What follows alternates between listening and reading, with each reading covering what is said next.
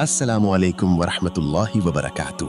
प्यारे दोस्तों, आज की इस मुबारक वीडियो में हम आपको कुरान करीम की दो निहायत अजीम और बाबरकत सूरतें सुनाने जा रहे हैं, सूरह यासीन और सूरह रहमान। ये वो मुबारक सूरतें हैं जिनकी तिलावत दिलों को सुकून, घरों को बरकत और जिंदगी को रहमतों से भर देती है। अगर आप इखलास के साथ इन सूरतों को मुकम्मल सुन लें तो अल्लाह ताला की रहमत से आपकी जिंदगी में खैर बरकत के दरवाजे खुल सकते हैं। दोस्तों, सूरह यासीन को कुरान का दिल कहा जाता है, जबकि सूरह रहमान अल्लाह ताला की बेशुमार नेमतों की याद दिलाती है। इन दोनों सूरतों की तिलावत सुनने से दिल को इत्मीनान, रूह को सुकून और ईमान को ताजगी हासिल होती है।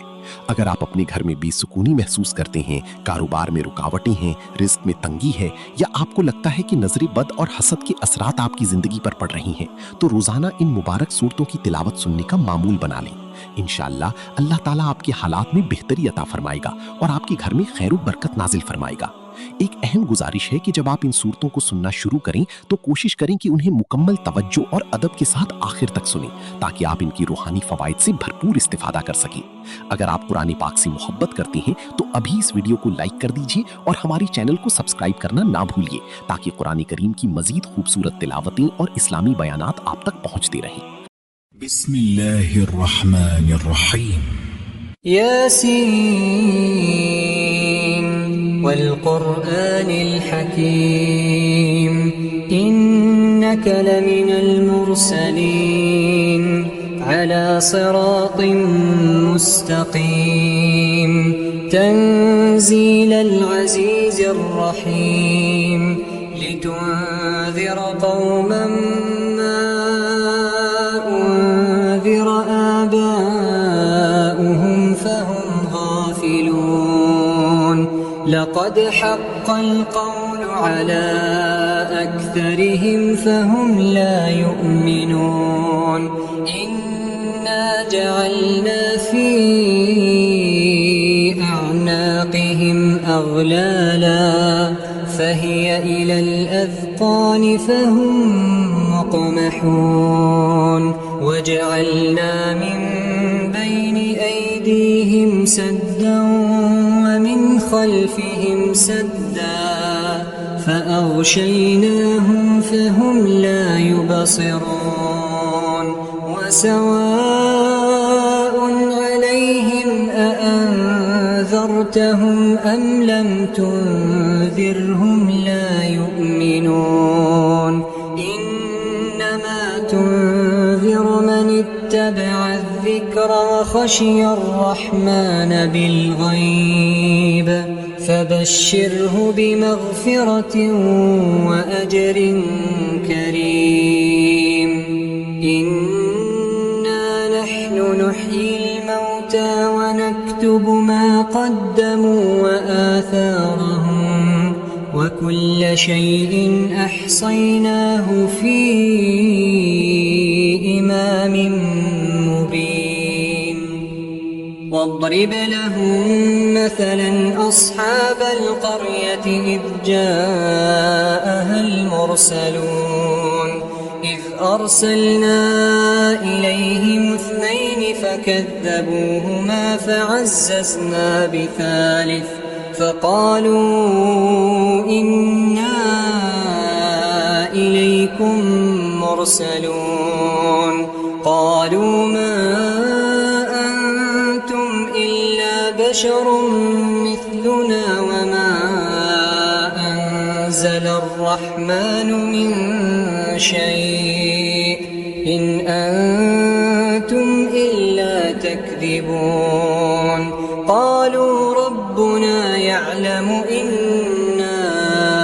إليكم لمرسلون وما علينا إلا البلاغ المبين قالوا إنا تطيرنا بكم لئن لم تنتهوا لنرجمنكم وليمسنكم منا عذاب أليم قالوا طائركم معكم أئن ذكرتم بل أنتم قوم مسرفون وجاء من أقصى المدينة رجل يسعى قال يا قوم اتبعوا المرسلين اتبعوا من لا يسألكم أجرا وهم مهتدون وما لي لا أعبد الذي فطرني وإليه ترجعون أأتخذ من دونه آلهة إن يردني الرحمن بضر لا تغن عني شفاعتهم شيئا ولا ينقذون إني إذا لفي ضلال مبين إني آمنت بربكم فاسمعون قيل ادخل الجنة قال يا ليت قومي يعلمون بما غفر لي ربي وجعلني من المكرمين وما أنزلنا على قومه من بعده من جند من السماء وما كنا منزلين إن كانت إلا صيحة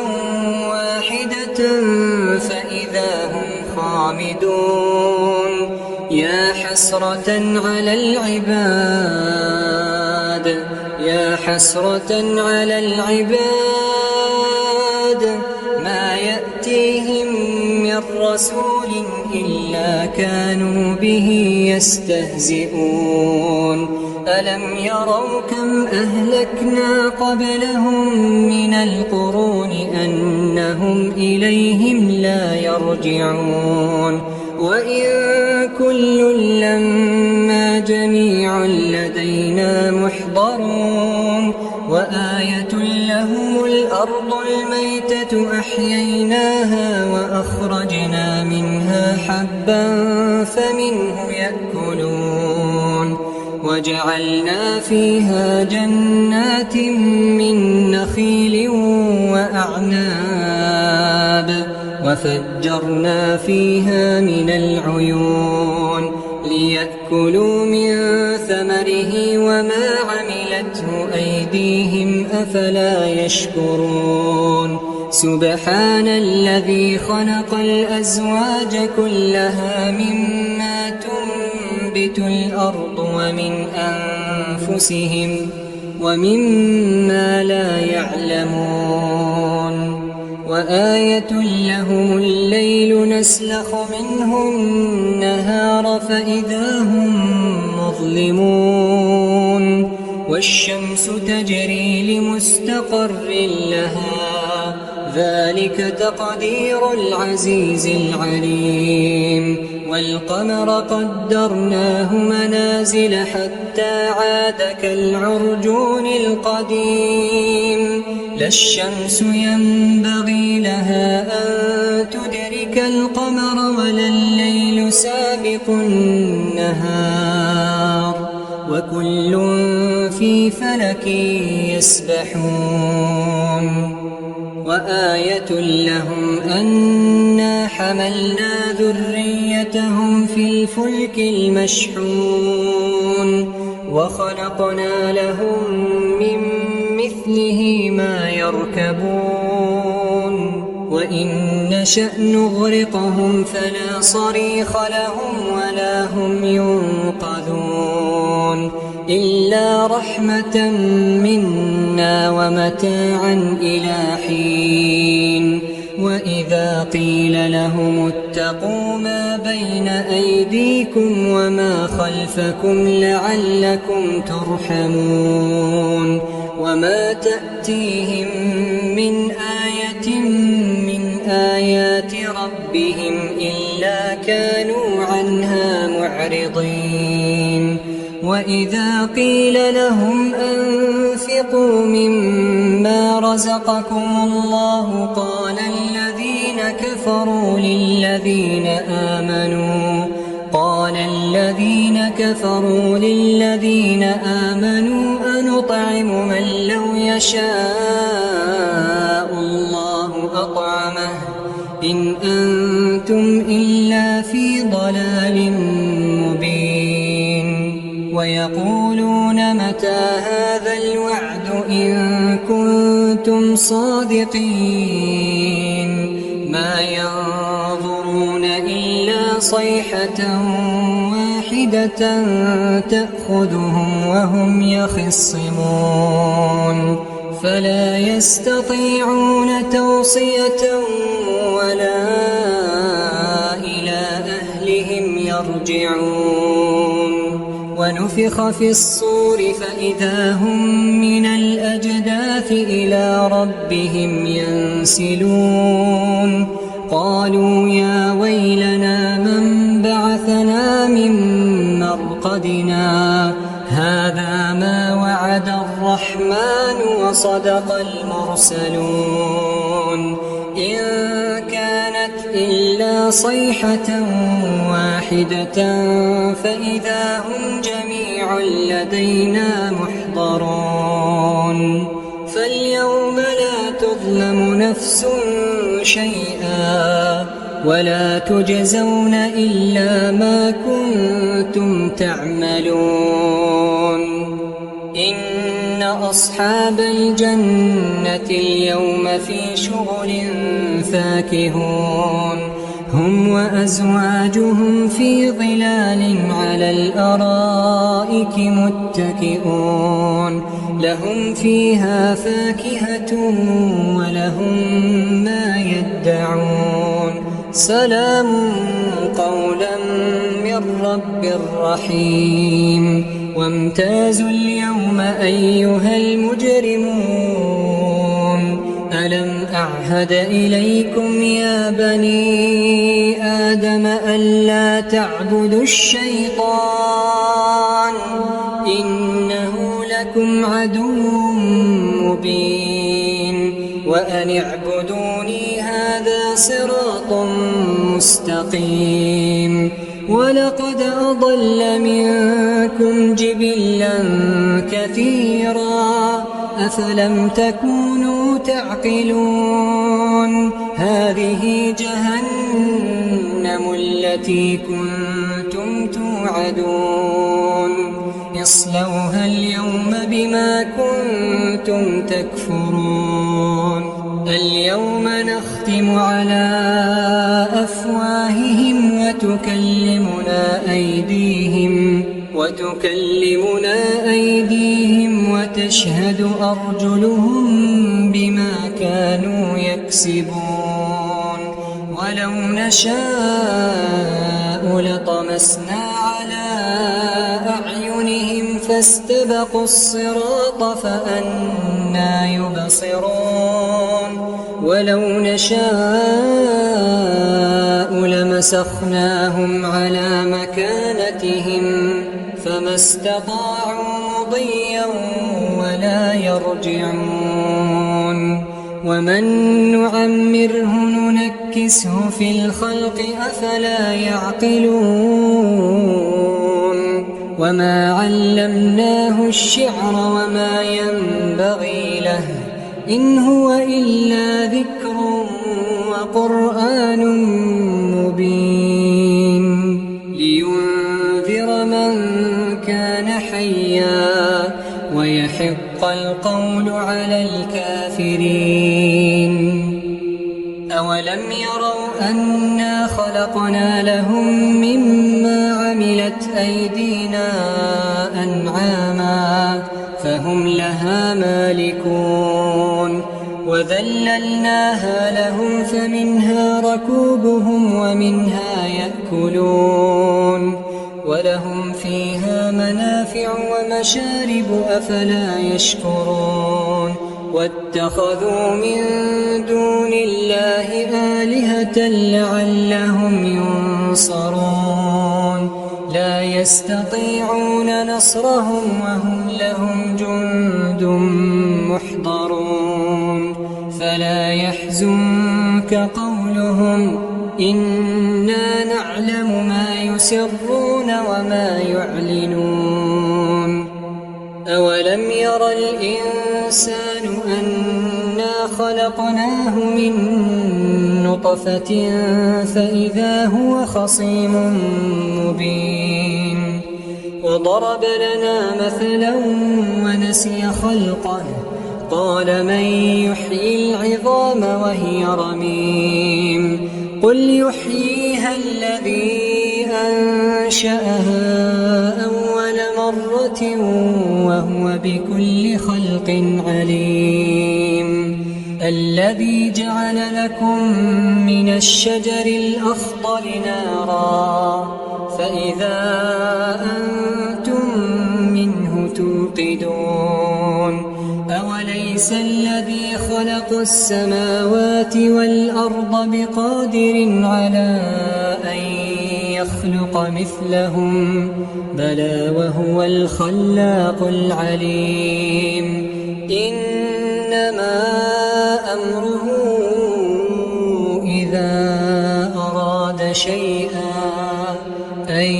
يقول له كن فيكون فسبحان الذي بيده ملكوت كل شيء وإليه ترجعون. الرحمن علم القرآن خلق الإنسان علمه البيان الشمس والقمر بحسبان والنجم والشجر يسجدان والسماء رفعها ووضع الميزان ألا تطغوا في الميزان وأقيموا الوزن بالقسط ولا تخسروا الميزان والأرض وضعها للأنام فيها فاكهة والنخل ذات الأكمام والحب ذو العصف والريحان فبأي آلاء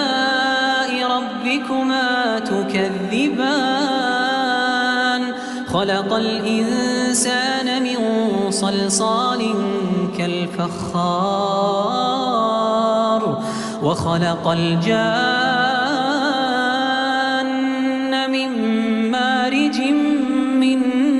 نار فبأي آلاء ربكما تكذبان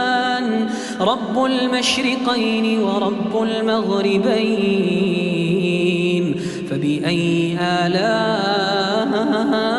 ربكما تكذبان مرج البحرين يلتقيان بينهما برزخ لا يبغيان فبأي آلاء ربكما تكذبان يخرج منهما اللؤلؤ والمرجان فبأي آلاء ربكما تكذبان وله الجوار المنشآت في البحر كالأعلام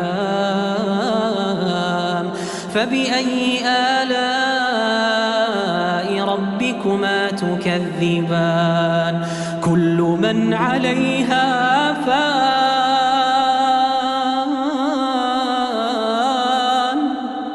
ويبقى وجه ربك ذو الجلال والإكرام كل من عليها فان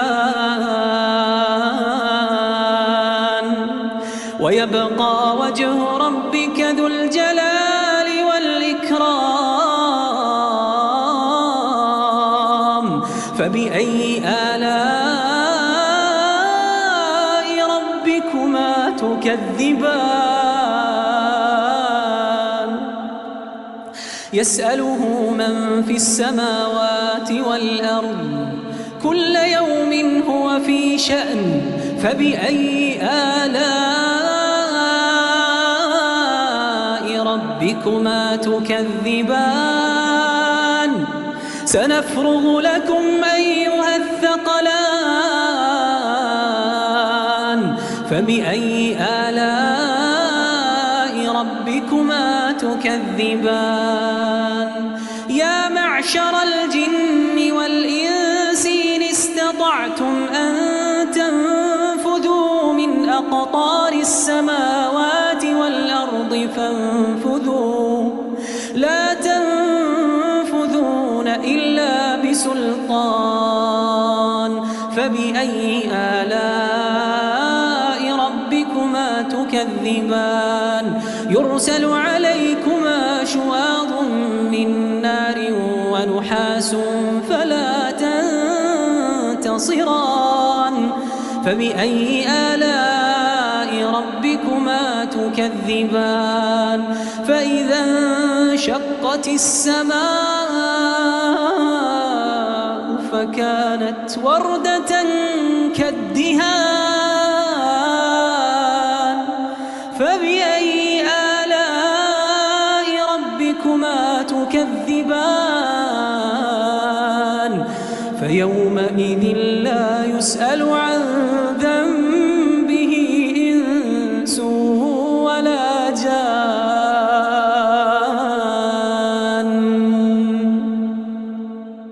فبأي آلاء ربكما تكذبان يعرف المجرمون بسيماهم فيؤخذ بالنواصي والأقدام فبأي آلاء ربكما تكذبان هذه جهنم التي يكذب بها المجرمون يطوفون بينها وبين حميم آن فبأي آلاء ربكما تكذبان ولمن خاف مقام ربه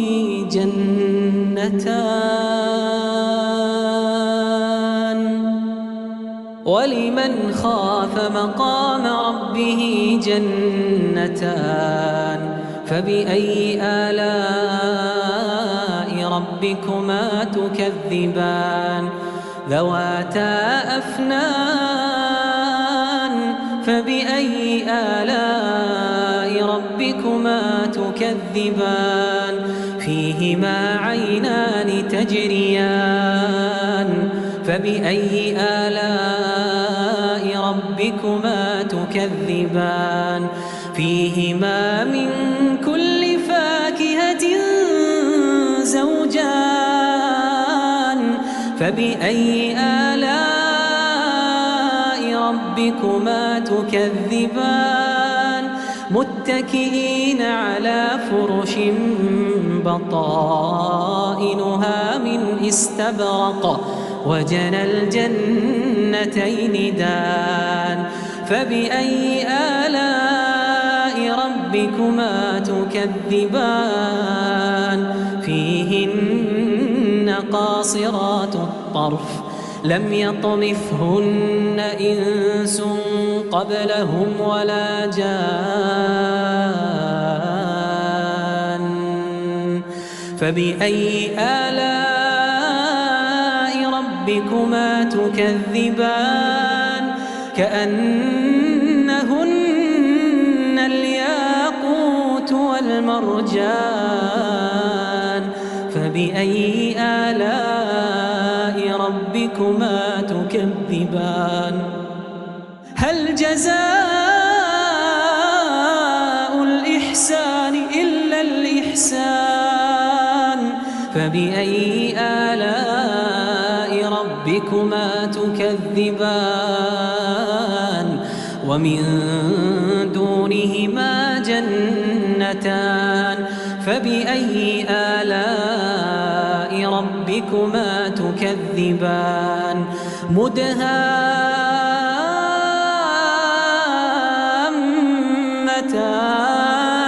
فبأي آلاء ربكما تكذبان فيهما عينان نضاختان فبأي آلاء ربكما تكذبان فيهما فاكهة ونخل ورمان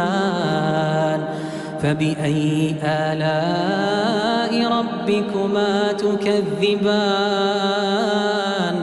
فيهن خيرات حسان فبأي آلاء ربكما تكذبان حور مقصورات في الخيام فبأي آلاء ربكما تكذبان لم يطمثهن إنس قبلهم ولا جان